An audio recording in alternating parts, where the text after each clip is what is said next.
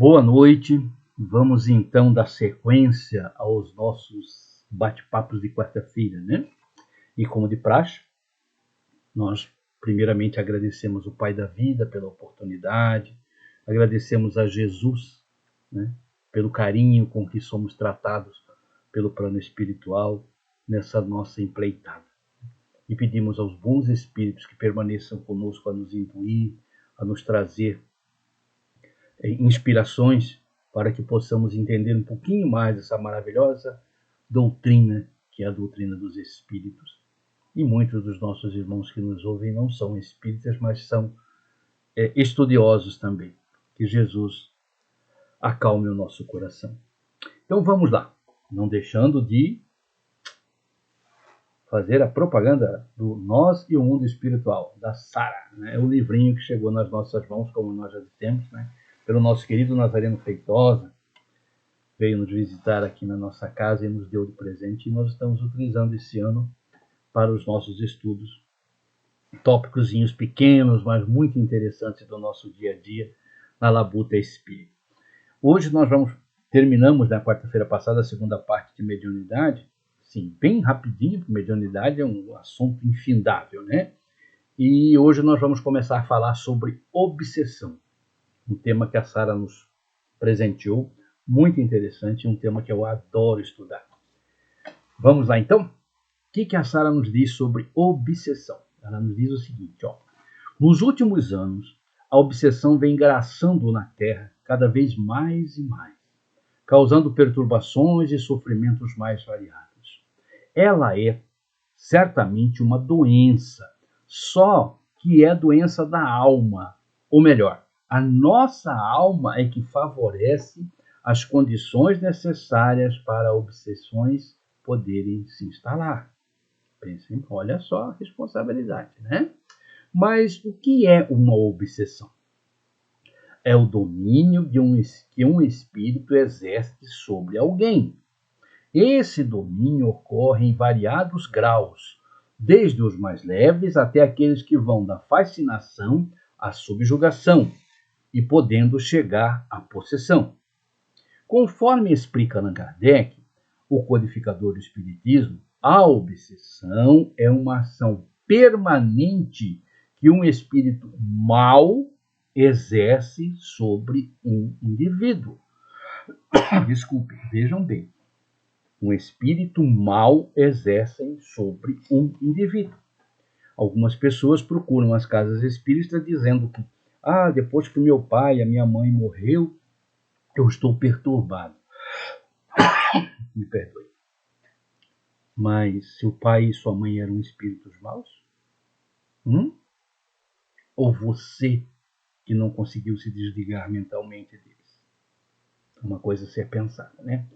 Continuando.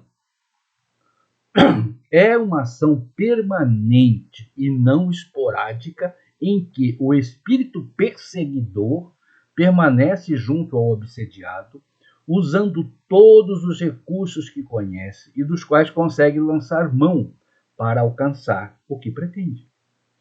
A obsessão é exercida por um espírito mau. Repetindo, não é exercida por um espírito bom ou mesmo por um sofredor, porque é uma ação maléfica, visando geralmente vingança.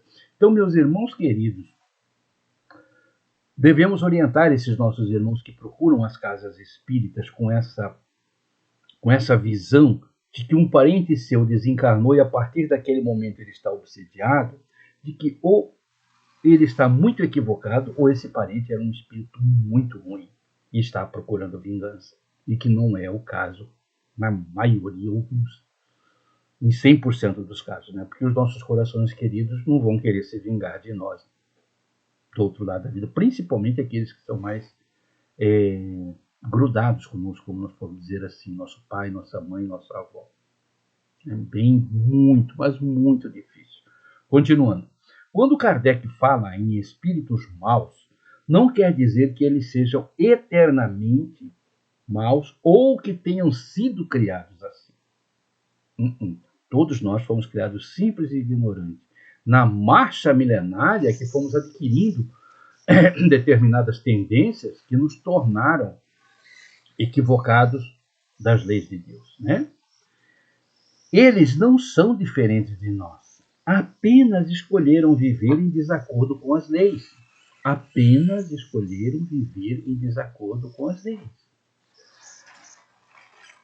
Descendo moralmente aos mais diversos níveis, desde aqueles que são maus apenas por objetos do seu ódio, até aqueles terrivelmente perversos e cruéis, verdadeiros monstros da maldade e perversões de toda a natureza. São os que muitos classificam como demônios, Satanás, diabo, etc, etc e tal. Tá? Por isso que a doutrina espírita nos esclarece que essa terminologia usada comumente no meio religioso são devido justamente a esse não conhecimento de que essas inteligências extracorpóreas que se comprazem na maldade já estiveram aqui. Já tiveram as mesmas oportunidades que nós estamos tendo. Apenas optaram, em virtude do seu livre-arbítrio, optaram por se comprazer, permanecer na maldade, se comprazer, juntar-se em grupos com os mesmos ideais, né? E desequilibrar-se um pouco nessa sua jornada. Mas todos foram criados simples, ignorantes e destinados à perfeição. E quer queiramos, quer não, todos vão chegar lá, mais cedo ou mais tarde. Tá? Continuando, o que a Sara continua a nos dizer? Mas o espírito nunca regride em sua evolução. Os valores adquiridos permanecem latentes em seu inconsciente. E suas quedas morais são temporárias, mesmo que durem milênios. Opa, mas milênios é dentro da eternidade, o que é 10 mil anos? Nada, né? Muitos espíritos, ao alcançarem um grau mediano de evolução através das experiências reencarnatórias no bojo do tempo, quando se lhes começa a despertar a consciência divina, chamando-os para o alto, preferem as atrações inferiores, mergulhando fundo nas paixões. Nós temos convite todo santo dia do Evangelho. Ah, mas eu não frequento a igreja, eu não pego. Nós estamos falando do Evangelho de Deus, que são as leis universais, meus irmãos. Todos nós, todos, independente de ser humano, tem essa lei escrita na sua consciência. Nós sabemos o que é certo e o que é errado. Se nós fazemos, é porque algo nos atrai. Nós não queremos admitir, né? Então nós resolvemos mergulhar nas paixões, afinal está gostoso, né? Tá bom. Por que eu vou ficar frequentando igreja, fazendo bem para os outros? Nada, não é verdade? Esquecemos de um detalhe. Nós estamos aqui de passagem. Vamos retornar para a verdadeira vida. Na verdade, aí vamos ter novas oportunidades, com certeza, professores mais duros, matérias mais difíceis, né? E por aí vai. Continuando. E nesse impasse entre os ditames da consciência e suas escolhas, tratam de abafar os chamamentos divinos, isolando-se da essência do próprio Espírito, que é a luz de Deus. No meio espírita acontece muito isso. Nas casas espíritas, os médios começam, quando ele começa a sentir o peso da responsabilidade da mediunidade com Jesus, que nós temos que abandonar determinadas coisinhas e deixando para trás, e, como se diz, acendendo uma velhinha a mais no caminho, muitos falam, eu não tenho tempo, eu tenho que cuidar da família, eu tenho meus estudos, eu tenho meu trabalho, e por aí vai. São as famosas desculpas, você não pode assumir tal coisa. Não, para mim não dá, manda para fulano que tem mais capacidade do que eu. Isso é normal na casa espírita. Mas nós também tivemos oportunidade de observar quando esses médios chegam lá no outono da vida. E aí bate o arrependimento, mas aí não tem como voltar atrás. Aí fica difícil, né? Mas vamos lá. O que a Sara continua a nos dizer? É como se envolvesse a própria consciência num energismo de negação, abafando-a. Mas todos eles, dos maus aos piores, um dia se cansarão da própria maldade, retomando o caminho da evolução. Deus não iria criar seres que pudessem para sempre voltar-se ao mal. Então, aquela teoria de que vai ser jogado no fogo do inferno, vai arder eternamente no caldeirão do demo. Essa narrativa cai por água abaixo quando começamos a estudar realmente a doutrina espírita e o Evangelho de Jesus. Né? Olha só essa aqui, ó. Continuando a Sara. Há inúmeras narrativas de espíritos sobre episódios em que alguns terríveis medalhões da maldade acabam abandonando as regiões inferiores, decidindo mudar de vida, passando a preparar-se para a nova reencarnação, que certamente será muito sofrida, né? Porque para Deus, a lei divina, você paga. Aqui a gente ainda tem uns acordozinhos que na lei dos homens sempre tem uma brecha. Lá não, tá? Plantou, vai colher. Nesses casos, geralmente, há a atuação de alguém que lhe é muito caro, como, por exemplo, sua mãe, que por vezes desce das regiões de luz e harmonia para convencer aquele ser a mudar de rumo. O amor de mãe, né, incomparável, não tem o que se falar. Normalmente é o que socorre esses espíritos quando estão afundados nessas maldades, nesses umbrais terríveis, né, da consciência. São esses corações amáveis que descem, pede permissão, desce e vem consolar aquele ser querido e convencê-lo a mudar a sua trajetória. Continuando.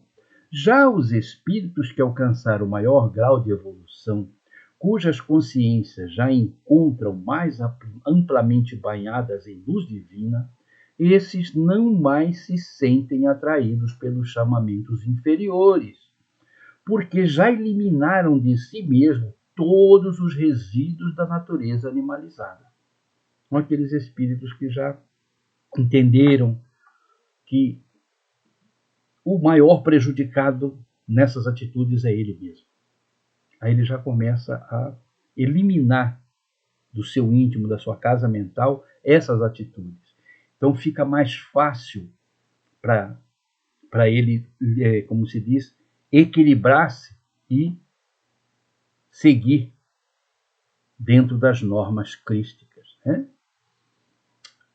Aí aqui tem uma coisa fantástica que a Sara colocou aqui, eu acho muito bom nos nossos estudos. Ela diz o seguinte, ó, aquela lenda sobre o anjo que sentia inveja e tinha ambição de assemelhar-se a Deus, e por isso foi lançado ao inferno, tem simbolismos diferentes, porque um ser espiritual tão elevado não cai. A ambição, a inveja, o egoísmo, o ódio e assemelhados são valores negativos que somente vigoram nas faixas primárias da evolução. Olha só que coisa fantástica. Ora, se ele era anjo, vamos analisar pela linha da razão e do bom senso, conforme nos recomenda Kardec. Era anjo. Chegou um patamar de anjo, espírito puro, evoluído. Ficou com inveja de Deus, quis ser igual a Deus, por isso foi lançado ao fogo do inferno. Não dá, meu irmão. Não dá. Não passa na peneira da razão, do bom senso, mas de jeito nenhum. Né? Mas está escrito. Quem escreveu? Foi um homem. O homem que escreveu. Né? Continuando. Quanto às obsessões, quase sempre acontecem por questões de vingança. Isso nós não podemos esquecer nunca. As obsessões quase sempre acontecem por questões de vingança. E podemos mesmo dizer que os obsessores são os nossos cobradores. Por quê? Porque eles estão nos cobrando algo que lhes fizemos geralmente em vidas passadas. Por isso que na doutrina espírita diz que na reencarnação não tem nem vítima, nem inocente. Nós não somos vítimas dos obsessores, e muito menos inocentes. se a lei permitiu que aquele espírito atuasse na nossa psicosfera, porque algo tem que permite esta ação. Tá? Existem casos de obsessões por espíritos que foram abortados. Olha bem, vejam bem a seriedade disso aqui. Por quê? Esses espíritos, vendo frustrados os seus ideais de retornarem à Terra através da reencarnação, procuram vingar-se das mulheres que lhes deram acolhida, mas em seguida a expulsaram dos seus reinos. A doutrina nos ensina, o André Luiz fala muito sobre isso, que o planeta hoje tem em média 8 bilhões de seres encarnados. E no plano espiritual tem 3 vezes essa quantidade. Plano espiritual que a gente diga na psicosfera do planeta Terra só. Para termos uma ideia, não é no mundo espiritual, tá? Na psicosfera do planeta Terra. Que é uma pequena, como se diz? Grão de areia no deserto. Tá? Nós estamos no meio de bilhões e bilhões de galáxias. Nós somos muito pequenininhos. Então tem bilhões e bilhões de sóis, de constelações, enfim. Nós somos, né? É um grão de areia. Então, nessa psicosfera, segundo André Luiz, tem 3 vezes mais seres para encarnar do que os encarnados. Se tem 8 bi encarnados, tem 24 bilhões aguardando a encarnação. E aí, quando ele tem a oportunidade e acerta com a sua futura mamãe, a sua futura família, ele tem a esperança de retornar para recomeçar, reaprender e conseguir os méritos necessários para galgar degraus na sua ascendência. Aí chega, ela acolhe, aceita e depois expulsa do ventre. Ou seja, normalmente esses espíritos viram obsessor por uma questão de vingança. São raros aqueles que, não, tá bom, vamos esperar a próxima. Não, a maioria vai para a vingança. Porque se ele está encanando é porque ele ainda tem muito do primitivismo, né? Nosso, animalizado ainda. Continuando. Todos nós, na verdade, temos a companhias espirituais que atraímos através das nossas atitudes e ações. Então não existe obsidiado inocente, que nós já falamos aqui, né? Nós atraímos esses nossos irmãos pelos nossos comportamentos, pelos nossos pensamentos, pelos nossos atos. Em qualquer processo de obsessão, no entanto, em qualquer, não importa qual, o remédio está na conduta que Jesus ensinou. Por isso que nós sempre estamos recomendando o remédio do Evangelho. Está na reforma interior, mudar os nossos atos, os nossos pensamentos, as nossas ações, as nossas atitudes, combater firmemente as nossas tendências, né? Também é importante procurar um centro espírita para receber orientações, né? E para que o espírito obsessor possa ser devidamente assistido em trabalhos específicos. Aqui eu vou colocar o meu dedo, meu pitaco, tá? É importante procurarmos também um centro espírita sério. Ah, mas não tem centro espírita? Tem muitos que têm nome de centro espírita, infelizmente. Tem outras finalidades, tá? Mas isso é problema deles. Aí aqui nós deparamos com outro probleminha que está acontecendo atualmente no movimento espírita brasileiro, maior nação espírita do mundo. Tá? Olha aqui que a Sara nos recomenda e que Kardec também nos recomenda.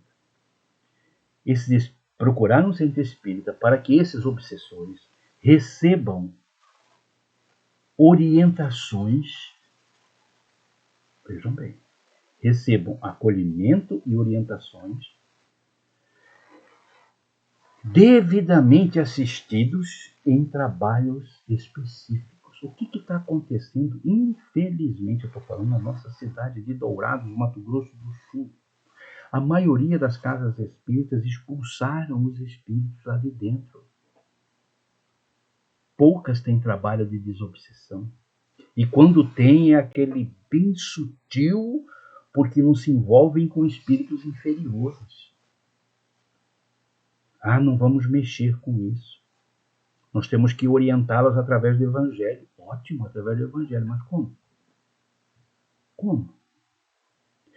Já imaginamos, vamos parar para imaginar se Jesus, na sua caminhada, deixasse de atender os endemoniados, como diziam na época, porque eram espíritos imundos? É um caso a ser pensado, meus irmãos. Pensado, refletido, porque nós não somos superiores nem melhores que esses nossos irmãos, que muitas vezes se perderam na senda do ódio, da vingança. De jeito nenhum. Nós não sabemos a metade, nem um terço do que eles estão passando para agirem desta forma.